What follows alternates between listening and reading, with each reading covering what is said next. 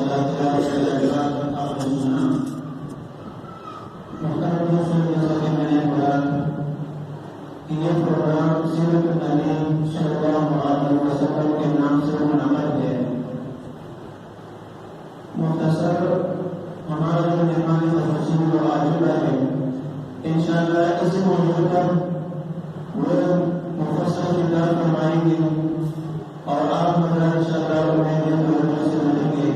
تاکہ اپنے آقا نامدار صلی اللہ علیہ وسلم کی سیرت مبارکہ سے ہم آگاہ رہیں۔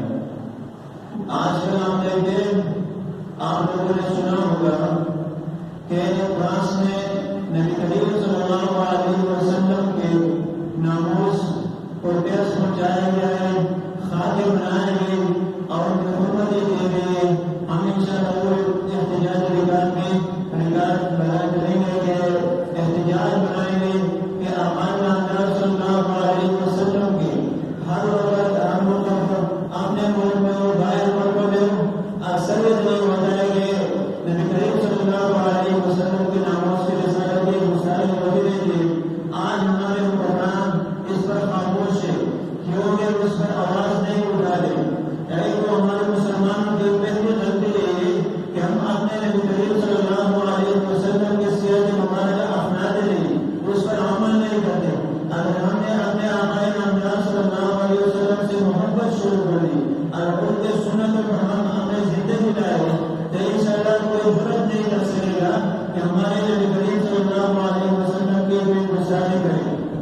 دوسری بات یہ ہے کہ دوسرا احتجاج ہم وہ بھی کریں گے کہ پشاور میں ایک مدرسے میں بم دھماکہ ہوا، اس میں دین کے سیکھنے والے اسی ماحول میں کہ صبح 8:30 بجے مشکات شریف کے معلومات اور رسول صلی اللہ علیہ وسلم کا درس مبارک شروع ہوئے، اس کے آئے میں وہ بم دھماکہ ہوتے ہیں، اس میں دین سیکھنے والے معصوم بچے شہید ہوتے ہیں۔ حالانکہ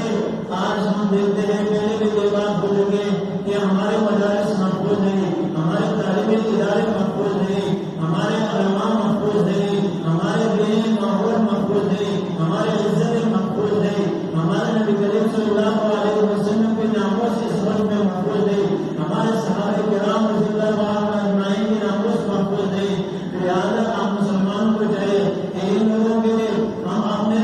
وہ احتجاج نکال کریں کہ ہمارے آج کے اس ماحول میں کیوں ہمارے یہ ماحول چلے، اور سے عناصر ہم حکومت وقت سے مطالبہ کرتے کہ ان عناصر کو سامنے لائے۔ حکومت سے پہلے حکومت کو پہلے پتہ چل رہا ہے، 2 مہینے پہلے 1 مہینہ پہلے ان کو پتہ چل رہا ہے کہ ہمیں ہونے والے پھر بھی وہ سیکورٹی قائم نہیں کرتے، سیکورٹی نہیں دیتے، ایسے وجہ ہونے والے یا گزر کے